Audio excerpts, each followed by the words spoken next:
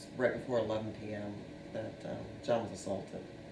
And he had fallen backwards and hit his head on a rock from the assault and was out for 6 or 7 minutes, I guess, while I was scrambling to call 911 and had no idea he had hit a rock.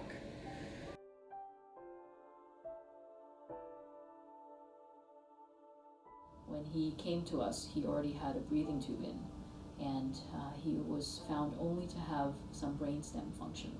Young doctor came out, female, and she said, "We've called in a surgical team. Your husband stopped being responsive, and we're going to have to operate." And I was just blown away, and she said, "I'm sorry to inform you, he has brain damage." The top priority was getting him to the operating room to relieve the pressure in his brain.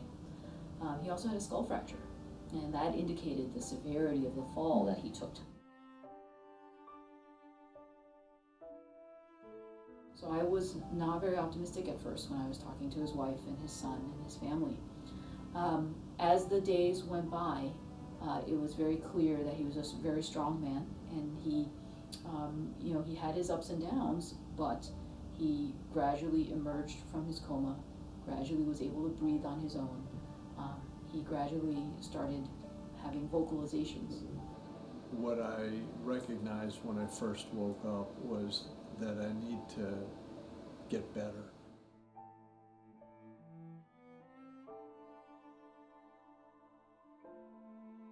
There's things I used to do in life to try and keep my health better. Like I used to run a little bit, like a couple miles. I felt like that was a good thing. I would try and do as much as I could to stay healthy all year. I think that my body being in good shape before helped for me to get through. Mr. Ebmeier was one of the most determined patients I think I've seen. He was so highly functioning to begin with, and he began, as he recovered, and he became aware of his deficits, he was determined to work on them. Everything about him was different. So he walked like this. He lost 35 pounds, mostly muscle. If I went outside to walk to get some exercise in, I could start with like one lap around the house and then do multiple, but I had to use a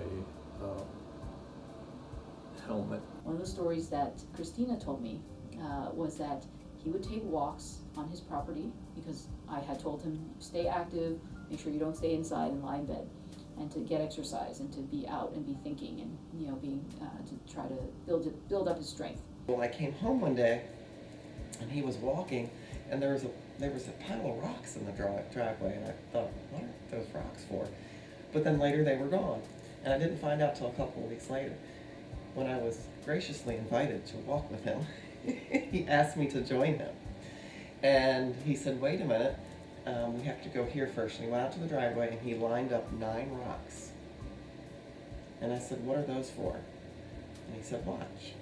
So we made a lap around, and we came back around, he took his foot and he kicked the rock back into the bed. So that's how I keep track. And he came back in, kicked another rock. So he knew he wanted to do 9 laps. That's what he was up to, and that's how he kept track. It's just something he came up with, very, very organized thinking, and that to me was a great indication of how determined he was. I'm working now, but not the hours I used to, so what I'm hoping to do is to do the level of work I used to do, and they're supporting me, so that's good news. It's a long period of time that it takes for it all to come together, so now I'm understanding that, so I'm working a little harder, and hopefully it'll be all behind me